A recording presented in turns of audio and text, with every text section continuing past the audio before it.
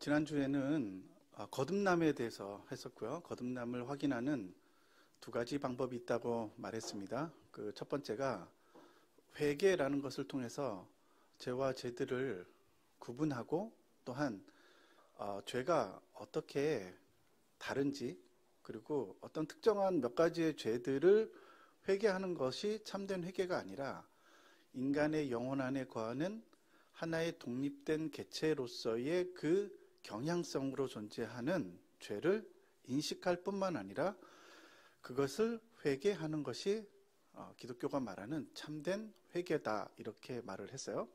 그리고 그것과 함께 회심이라는 것을 통해서 전방위적인 삶의 변화와 돌이킴이 병행하면서 그 거듭남이라는 것은 하나의 그리스도인의 상태를 의미한다라고 결론을 내렸어요. 그래서 거듭남이라는 것은 어떤 경험만 의미하는 게 아니라 총체적으로 지금 그가 어떤 상태에 놓여 있는가라고 하는 새로운 본성을 지닌 새로운 생명체로서의 그리스도인이 어떤 지금 상태에 놓여 있는가가 거듭남을 확인하는 것이다, 이렇게 결론을 내렸어요. 오늘은 그 거듭난 이후에 신자 안에서 일어나는 하나의 거대한 또 다른 하나의 변화가 있어요. 그것은 무엇이냐면 예수의 믿음을 깨닫게 되는 거예요. 그러니까 오늘 세국의 제목은 뭐냐면 예수의 믿음인가 아니면 나의 믿음인가 라는 주제로 이제 얘기를 할 거예요. 우선은 우리는 예수 그리스도를 믿음으로 구원을 받는다라고 하는 선행적 개념을 갖고 있어요. 예, 잘하셨어요. 예, 맞습니다. 우리는 그리스도를 믿어야 하고 그분을 따르는 열심을 가져야 돼요. 당연하죠? 그렇지만 우리가 예수를 믿는 주체로서의 그 주체가 내가 된다면 그때부터 우리의 신앙생활, 신앙하면은 몇 가지 문제들이 발생하게 돼요. 어떻게 생기냐면 그 믿음은 신앙생활이라는 주체가 내가 되기 때문에 그 사람에게는 열심과 예배와 찬양과 이런 것을 할 때에 혹 기쁨을 느낄 수도 있겠지만 상당히 많은 오랜 시간 동안 영혼의 공공함과 성장하지 못하는 것을 깨달으면서 그리스도인의 삶이 이거인가? 라고 하는 의문을 갖고 신앙생활을 하게 돼요. 자, 그쯤에 오늘 이 말씀을 그런 사람들에게 필요한 말씀이에요. 우리는 믿음과 확률을 잘 구분하지 못해요. 잘 한번 들어보세요. 이런 말이 있어요. 한국교회에서 주로 이제 믿음을 설명하기 위한 이런 단어들인데 이런 거죠. 아내가 차려준 아침밥을 먹는 것은 아내가 그 밥에 독약을 타지 않았을 것이라고 믿기 때문입니다. 그래서 여러분들은 아침밥을 먹죠. 밥을 먹고 버스를 마음 놓고 타고 가는 것도 버스 기사를 믿기 때문에 안심하고 타고 갈 수 있습니다. 은행에 돈을 예금해 놓는 것도 은행을 믿기 때문입니다. 이렇게 믿음이란 우리 삶의 가장 기본이 되는 것입니다. 그렇죠?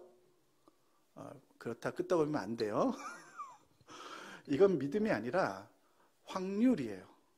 좀 더 구체적으로 말하면 우리의 삶에서 당하는 어떤 신뢰라고 말할 수 있어요. 관계 안에서 신뢰. 그러니까 신뢰가 무엇이죠? 과거의 경험을 근거로 한 미래에 대한 확신이에요. 그러니까 우리가 직장을 다니거나 관계를 할 때 또한 가족들도 마찬가지예요. 가족들도 부모가 약속 안 지키고 자식들도 약속을 계속 안 지키면 신뢰가 깨지잖아요. 그럼 뭔 말을 해도 이제 안 믿어요. 서로. 그러니까 우리가 신뢰한다는 것은 무엇이냐면 과거의 경험이 있기 때문에 그 경험을 근거로 해서 오늘도 신뢰하고 미래에도 확신하는 거예요. 그렇죠? 우리 예배에 계속 오시는 분들도 다음 주에도 또 오실 거고. 그렇죠? 그 내가 당신을 신뢰합니다, 믿습니다 이렇게 말하진 않죠. 믿습니다 이렇게 말하지 않고 우리는 서로의 약속에 신뢰 관계가 있는 거죠. 근데 이런 것들을 총체적으로 우리는 뭐라고 말하냐면 확률이라고 말해요. 확률. 그러니까 우리가 이 믿음과 확률을 같은 것이라고 인식하는 거예요. 예를 들면 이런 거예요. 내가 예수를 믿었어요.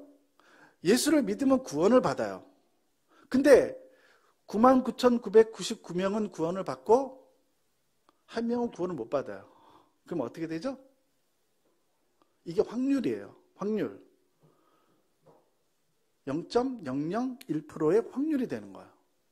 그러면은 그 99.999%는 예수 믿으면 구원받고 0.00001%는 구원을 못 받는 거예요. 그럼 그 순간에 확률이 되는 거예요. 믿음, 성경에서 말하는 믿음이라는 것은 뭐냐면 결단코 그렇게 되고야 마는 것이에요. 무조건 그렇게 되어 있어요. 그게 진리이기 때문이에요. 그러니까 어떤 사람에게는 그렇게 되고 어떤 사람에게는 그렇지 않는 그런 것이 아니라는 거예요.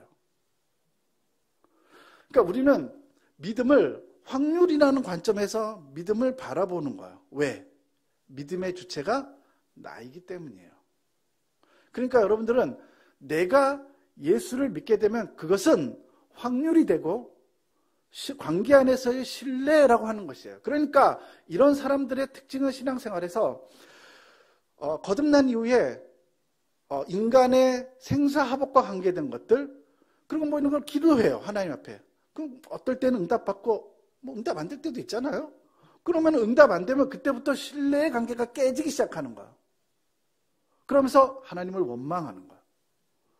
또한 은혜 가운데 우리가 예배를 드리고 은혜 가운데 은혜가 있고 없을 때도 있잖아요. 그럼 없으면 자기의 신앙생활이 이렇게 되는 것에 대해서 이렇게 봉궁해지고 피폐해져 가서 계속해서 이런 신앙생활을 유지하는 것에 대해서 하나님을 원망하게 되는 거예요. 왜 하나님 이렇게 하실까? 이게 왜 그러냐면 처음 기초를 쌓을 때 그 믿음이라는 주체가 자기가 되었기 때문이에요.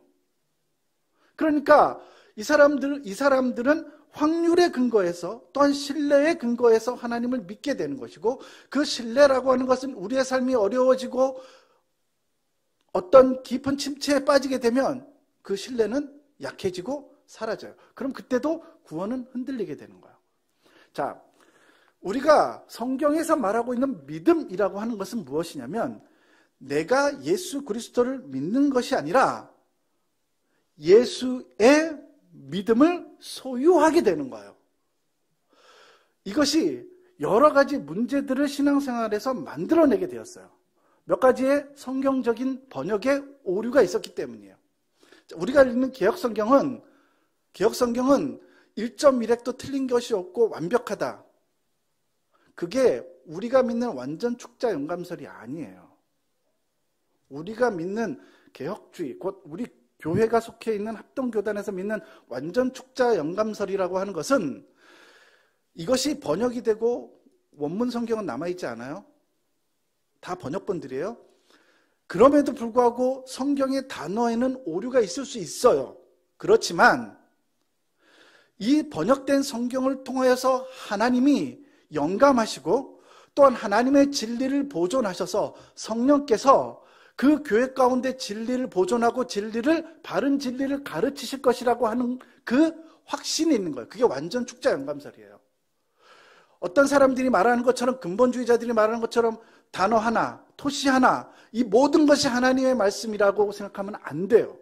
그래서 15년 전인가요? 우리 개혁 성경이 200년 전에 번역이 됐을 때 중국어 성경을 통해서 번역이 됐어요.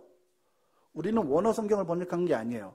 중국어 성경을 가져다가 중국어 성경을 NIV로 번역을 했고 그 한문 성경인 중국어 성경을 가져다가 한국어 성경으로 만든 거예요. 그게 개혁 성경이에요. 그리고 다시 15년 전쯤에 성서 공회에서 그나마 많은 번역의 오류들이 있었어요. 그래서 40군데인가요? 그걸 다시 재수정해가지고 개혁 개정판이라고 다시 나왔죠. 그럼에도 불구하고 신학적인 토론을 통해서 우리는 많은 변화를 주고 있어요. 그러니까 우리는 그런 식으로 성경이 1.1획도 바뀔 수 없는, 단어 하나도 바꿀 수 없는 그런 것이 우리가 믿는 신앙의 전통이 아니라는 것을 말하고 싶은 거예요. 몇 가지 번역에 오류가 있었고 그것은 많은 신학자들이 지적했고 교회도 이미 숙지하고 있는 바예요. 예를 들면 이런 겁니다. 믿음이라고 하는 것은 무엇이냐면 헬라어 성경에서는 피스티오라고 하는 말로 번역이 됐어요. 이제 그 말은 역격 지배 동사인데 이제 조금 어려운 말을 하게 될 거예요. 저도 잘 모르는 거지만 제 친구 중에 스페인어 강사가 있어요. 전문 강사가 있는데 그분한테 제가 1시간 동안 독과회를 받았어요. 이거에 대해서 설명을 좀 해주려고.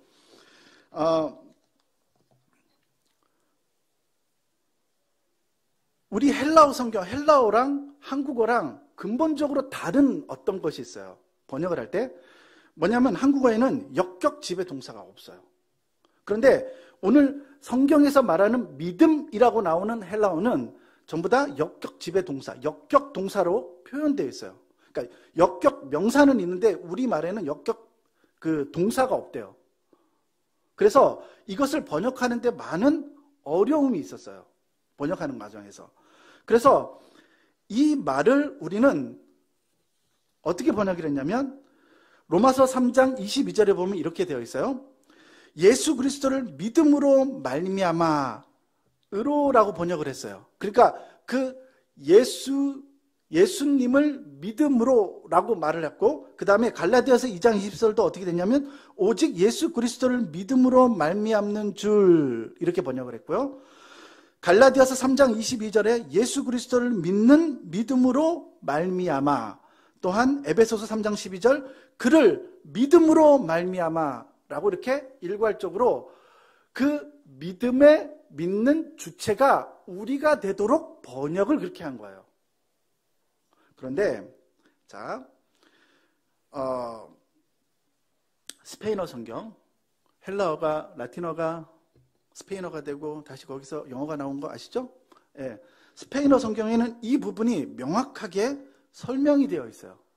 어떻게 됐냐면 로마서 3장 22절의 말씀이 스페인어로 번역하면 이렇게 되어 있어요. 원어는 이렇게 되어 있어요. 포르 메디오 데벤 엔 크리스토라고 되어 있는데 메디오, 여기서 메디오라고 하는 말은 중개, 매개체라는 뜻이에요. 근데 여기서 페는 신앙, 산타페 할 때 그 페예요. 그 페는 신앙이라는 뜻이고 믿음이라는 뜻이에요. 그래서 이것을 직역하게 되면 어떻게 되냐면 예수님 안에 있는 믿음을 중간 매개체로 우리가 구원을 받았다. 이렇게 번역이 돼요. 직역을 하면. 스페인어 성경에는. 그러니까 우리 성경에서는 어떻게 됐냐면 예수님의 믿음을 중간 매개체로 예수님의 믿음이 우리에게 땡땡을 주었다. 이렇게 직역이 돼요. 예수님의 믿음이 우리에게 예수님의 믿음을 매개체로 예수님의 믿음이 중간 매개체로 우리에게 땡땡을 주었다. 이렇게 되는 거야. 구원을 주었다. 이렇게 되는 거야. 그러니까 우리가 이 성경의 어떤 이런 하나의 번역의 문제 때문에 우리가 믿음의 주체가 나 자신이 되었고 내가 예수를 믿는 것이라고 하는 것으로 되어 있어요. 그런데 이게 처음부터 그랬냐? 아니에요. 우리가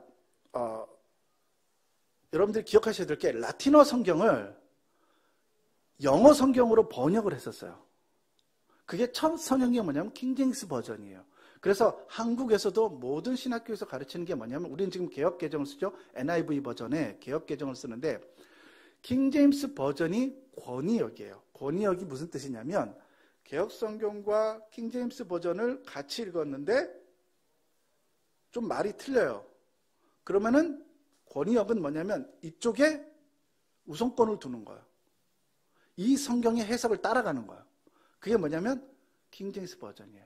그것이 라틴어에서 직역해서 영어로 첫 번역된 성경이에요. 거기에 보면 이렇게 되어 있어요. 제가 하나 읽어드릴게요. 갈라디아서 2장 16절을 이렇게 번역했어요. 개역성경에는 사람이 의롭게 되는 것은 율법의 행위에서 난 것이 아니요 오직 예수 그리스도를 믿음으로 말미암은 줄 아는 거로 우리도 그리스도 예수를 믿나니 이는 우리가 율법의 행위에서 아니고 그리스도를 믿음으로써 의롭다함을 얻으려 함이라. 율법의 행위로서는 의롭다함을 얻을 육체가 없느니라. 이렇게 되어 있는데 잘 들어보세요. 킹제임스 버전에서는 이 같은 구절 이렇게 번역하고 있어요. 사람이 율법의 행위로 의롭게 되지 아니하고 오직 예수 그리스도의 믿음으로 되는 줄 알므로 우리도 예수 그리스도를 믿었나니 이것은 우리가 율법의 행위가 아니라 그리스도의 믿음으로 의롭게 되고자 함이니 율법의 행위로는 어떤 육체도 의롭게 될 수 없느니라. 이렇게 돼 있어요. 이 번역의 두 번역본에서 차이가 뭐냐면 예수 그리스도를 믿음으로라고 하니까 그 믿어야 된다는 주체가 내가 되는 거고, 킹제임스 버전에서는 정확하게 예수 그리스도의 믿음이라고 말해요. 그의 믿음이라고 말하는 거예요. 그의 믿음이 우리에게 육체를 의롭게 하고 그의 믿음이 우리의 율법의 행위로 난 것은 어떤 육체도 의롭게 될 수 없는데 그의 믿음이 우리를 의롭게 한다는 거예요. 그러니까 우리가 믿음이라고 말하는 성경에서의 많은 주제들은 믿음은 무엇이냐면 예수의 믿음을 가르치는 거예요. 그래서 히브리서의 말씀과 같이 그 믿음의 시작이고 그 믿음의 완성자이신 예수를 바라보라고 말했잖아요. 그 믿음의 시작이 누구예요? 예수고, 예수는 완전한 성육신으로 오신 하나님이셨고 또한 완전한 인간이셨어요. 그게 성육신의 교리예요. 우리는 예수님이 이렇게 사셨어 말할 때 그 가장 오해하는 게 뭐냐면 그거야 예수님이니까 그렇게 살죠. 제가 얘기하죠 늘. 십자가에서 우리가 예수님의 전능함을 생각할 때 예수님이 십자가에 달리시고 십자가에 못 박히셨을 때 하나님은 전능하시니까 우리 예수님도 전능하셔. 그러니까 그 십자가에 달리셔서 그 밑에 있는 애들을 다 한 손가락으로 쓸어버릴 수 있고 하나님께 기도하면 얘네들을 다 날려버릴 수 있는데 꾹 참으시고 그 십자가를 감당하셨다고 사람들은 생각하는 거예요. 그게 하나님의 신성이라고 생각하는 거예요. 아니에요. 예수님은 자신의 신성을 완전한 육체 안에 가두시고 그는 완전한 하나님이셨지만 완전한 인간이었대요. 우리와 똑같은 인간이셨어요. 그래서 그의 신성이라고 하는 것은 죄 없으심이에요. 우리가 말하는 그 죄가 없다는 거예요. The sin, 한 죄. 우리는 죄인이고 그에게는 죄가 없음이에요. 로마서 8장에서 이렇게 말하고 있어요. 그가 우리와 같은 모습, 그러니까 죄 없으신 그분이 죄 있는 자의 모습으로 오셨다. 그게 성육신이에요. 그러니까 이렇게 생겨먹은 인간은 아담 때에서부터 지금까지 모든 인간들은 죄인이었어요. 왜요? The sin, 죄 때문인 거예요. 그 한 죄 때문이에요. 그런데 예수는 죄 있는 자의 모습으로 오셨지만 그는 죄가 없다라고 말하는 거예요. 그게 예수 그리스도의 신성이에요.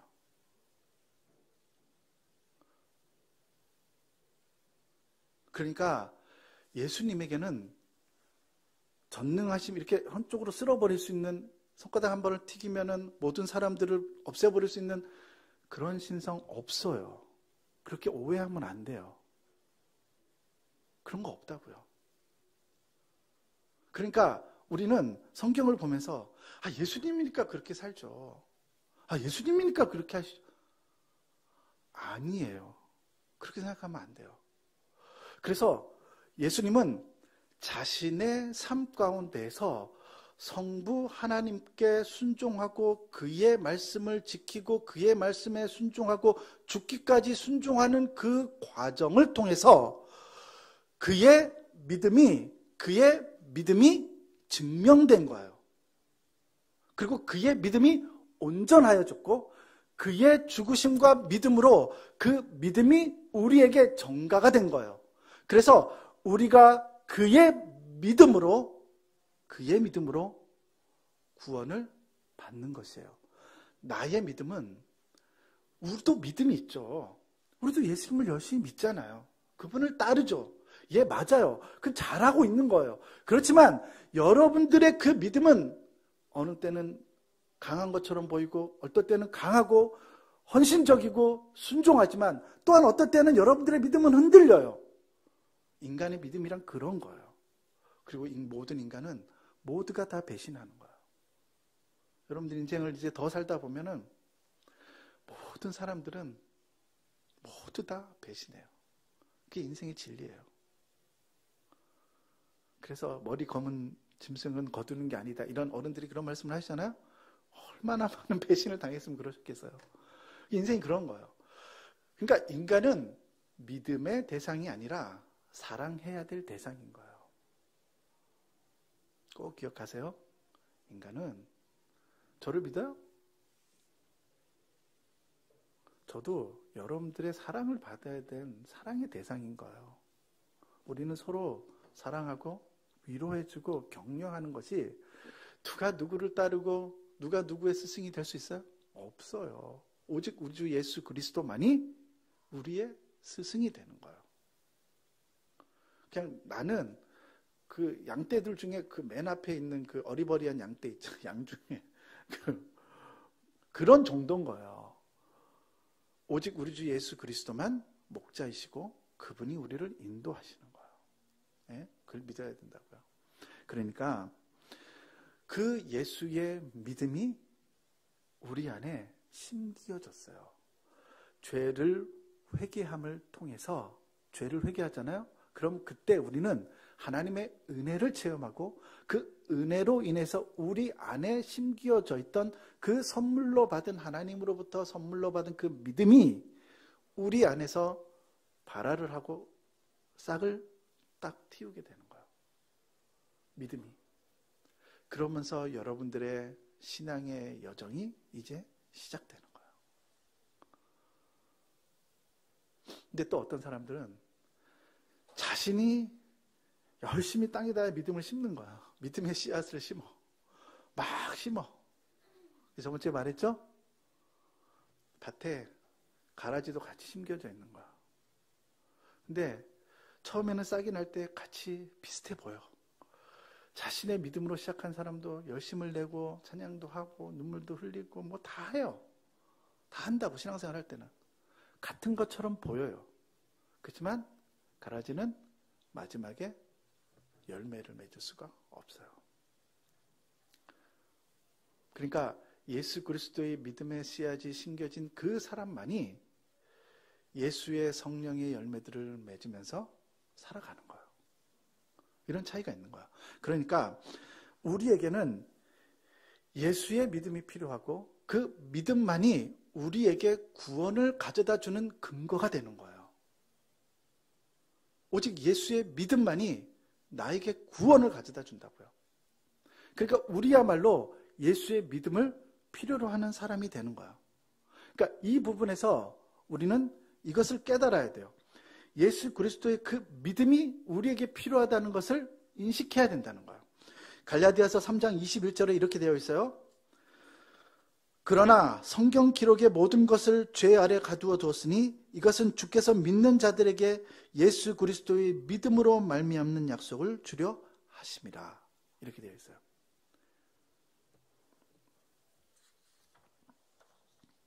빌립보서 3장 9절에는 이런 말씀이 있습니다. 율법에서 난 내 자신의 의가 아니라 그리스도의 믿음을 통한 의, 곧 믿음으로 말미암아 하나님께서 난 의를 소유한 채 그분 안에서 발견되려 함이라. 이렇게 되어 있어요. 그러니까 빌립보서 3장 9절에서 이렇게 말했죠. 내 자신의 만들어낸 그 의가 아니라 예수 그리스도의 믿음을 통한 그 의가 우리 안에 발견되어야 된다고 그래요. 그러니까 예수의 그 믿음이 의가 되는 거예요. 옳다 인정받는 것이라고요.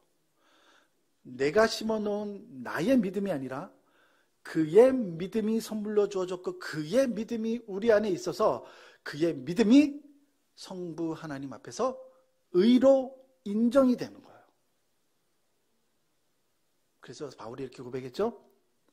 내가 그리스도와 함께 십자가에 못 박히고 다시 그 안에서 살아나고 발견되어지는 거예요. 그러니까 우리는 예수의 믿음이 우리 안에 심겨져 있고 그 믿음이 오직 구원의 근거가 되는 것이에요. 그러니까 우리가 어떻게 구원을 받아요? 우리가 어떻게 구원을 받아요? 예수의 믿음이 그 증거인 거예요. 예수의 믿음이 우리에게 구원을 가져다 주는 것이에요. 내가 예수를 믿는 게 아니라 그의 믿음이 우리에게 구원을 가져다 주는 것이고 그의 믿음이 우리에게 성장을 가져다 주고 회복을 가져다 주고 우리의 신앙의 참된 의미들을 그 안에서 발견해내는 거예요. 저는 이런 말을 또 해주고 싶어요.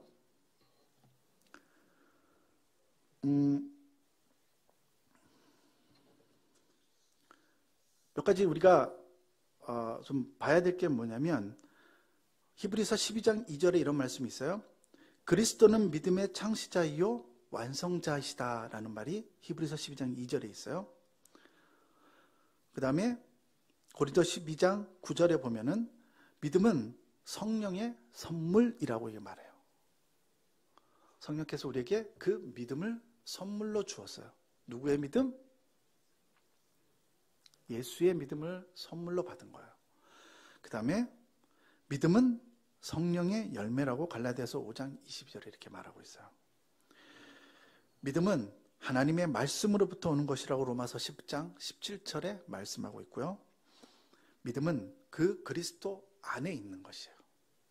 그러니까 그 그리스도 안에 있는 믿음이 우리에게 전가되고 심겨진 바 돼서 우리가 그 믿음을 인식하게 되고 깨닫게 돼서 그 믿음을 소유하게 된 거예요. 그리고 그 믿음으로 예수 그리스도의 그 믿음을 매개체로 인하여 우리가 구원을 받았다. 그래서 로마서 3장의 말씀인 거예요.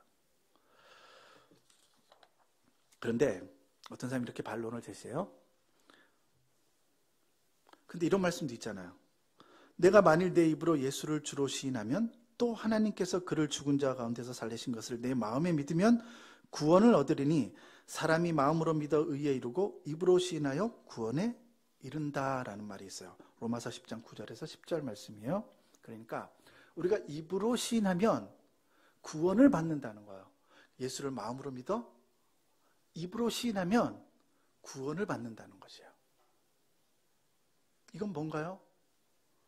이렇게 묻는 사람들이 있어요. 자, 이 성경의 본문은 이런 배경을 갖고 있어요. 로마에 바울이 편지를 보냈고 로마의 교인들은 지금 로마의 황제로부터 핍박을 받고 있어요. 그 핍박은 뭐죠? 로마는 기본적으로 왕을 신격화해서 제왕으로 섬기는 황제 숭배 사상을 기본적으로 가지고 있어요. 그래서 그 시스템을 유지하는 거예요. 물론 기독교 박해가 공식적으로 시작된 것은 64년에 로마 대화제 이후에 네로 황제로부터 시작돼요. 근데 이 로마서가 쓰여졌을 때는 언제냐면 54년에서 56년 그 사이 10년 전이에요. 로마 대화제가 일어나기 10년 전.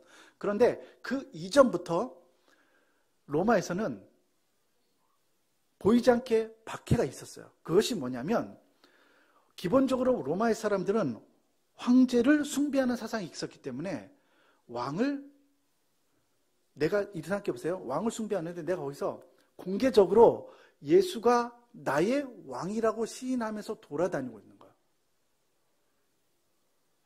그럼 어떻게 될까요? 잡혀가요. 우리나라에 천주교가 처음 들어왔을 때 왜 그 사람들이 박해를 당했죠? 6번의 큰 박해가 천주교가 있었어요. 수천 명의 사람들이 죽었단 말이에요. 왜 그러죠?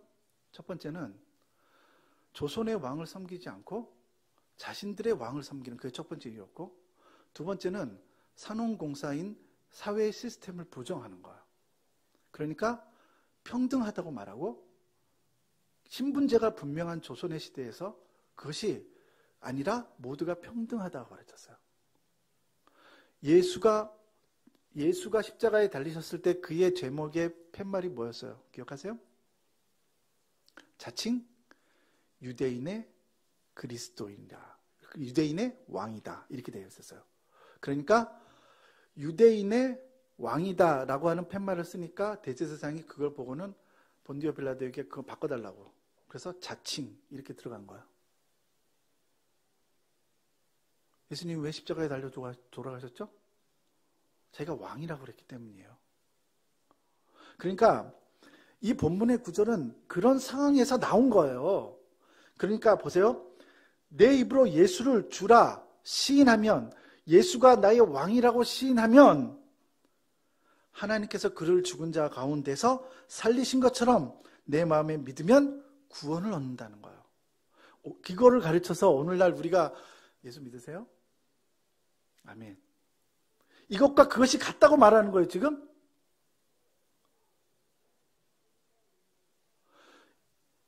이것을 요구하고 있는 바울이 이 로마에 있는 기독교인들에게 요구하는 것은 지금 자신의 믿음을 가장 위험한 곳에 놓고 그들의 믿음을 시험하라고 그러는 거예요. 공개적으로 예수를 시인하라고 말해요. 왜요? 그것이 우리 안에 있는 예수의 믿음을 증명하는 방식이기 때문에 그랬던 거예요.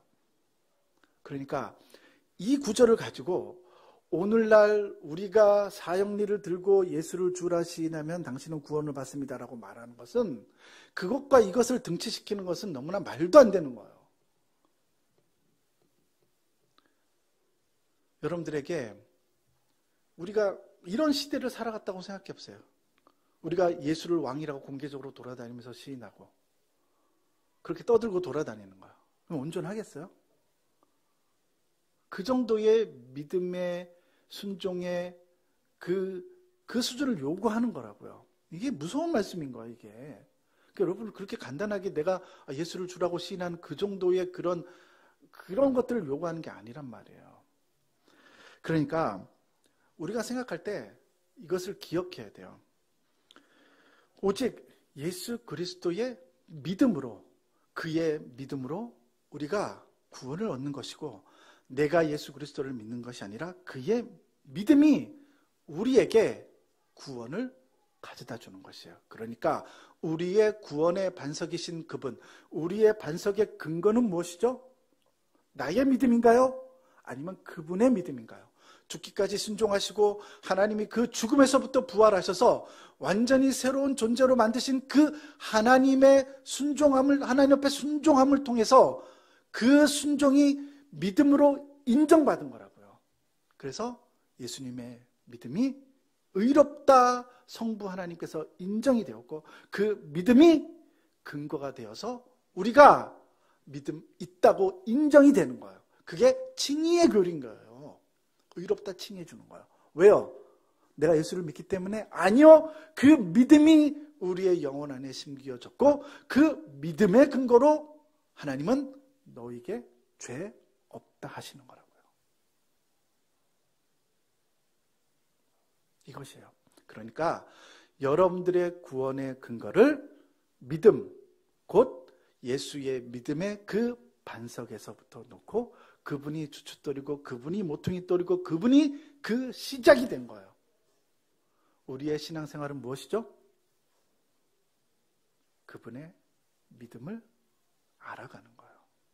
그게 그리스도인의 삶을 살아가고 우리가 신앙함이라고 하는 그 과정에서 우리가 관심을 가져야 되는 거예요. 믿음을 선물로 받았어요? 그 선물의 내용이 무엇이고, 도대체 왜 예수는 나에게 그의 믿음은 왜 나에게 구원을 가져다 주는 근거가 되는지를 알아가는 거예요. 그게 여러분들의 신앙함이에요. 믿습니까? 그러니까 믿음의 내용이 궁금하고, 우리의 허무한 인생 가운데 주시는 하나님의 의와 소망과 거룩을 이제 우리는 관심을 갖고 알아가기를 시작하는 거예요. 그러니까 이 믿음이라고 하는 초석을 분명히 놓은 사람들은, 믿음이 분명하게 그리스도의 반석 위에서 그 믿음의 초석을 놓은 사람들은 그 믿음의 내용을 궁금해하면서 그 믿음의 가치, 그 믿음의 내용을 이제 알아가기 시작하는 거예요. 그 첫 번째가 무엇이냐? 바로 칭의와 거룩하다, 의롭다 하는 것과 그것이 거룩이 어떻게 우리에게 주어졌는지에 대한 그 시작이에요. 그래서 우리의 허무한 인생 가운데에 위로가 되는 그 말씀, 그것이 뭐냐면 칭의의 교리인 거예요. 그것은 다음 주에 하겠습니다. 우리 같이 좀 기도하겠습니다.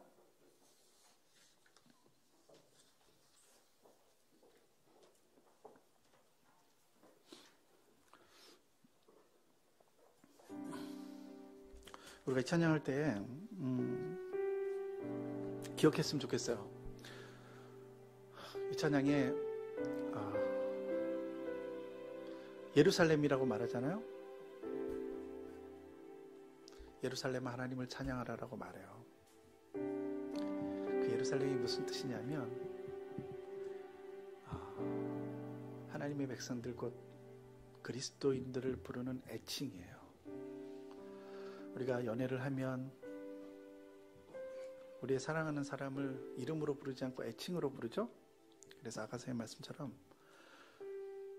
하나님의 백성들을 하나님이 너무 사랑하셔서 그 백성들을 부르는 애칭이 뭐냐면 예루살렘, 시온, 이런 말들이 전부 다 그 하나님의 백성들을 부르는 하나님의 방식이에요.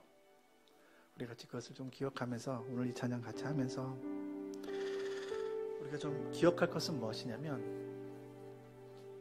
혹 이 가운데에 나의 믿음으로 시작해서 나의 바벨탑을 쌓다가 허무하게 무너져가는 것을 계속해서 경험했던 사람들이 있다면 오늘 그리스도의 믿음만이 나의 믿음의 반석이고 그분만이 나의 기초가 되고 그분만이 나에게 그 믿음만이 나에게 구원을 가져다 주는 유일한 근거가 됨을 좀 기억하면서 그분의 은혜를 기억하면서 좀 나아갔으면 좋겠어요. 그래서 여전히 그럼에도 불구하고 우리를 사랑하시고 부르시는 그 하나님의 음성을 기억하면서 나아갔으면 좋겠습니다. 우리 함께 기도합시다.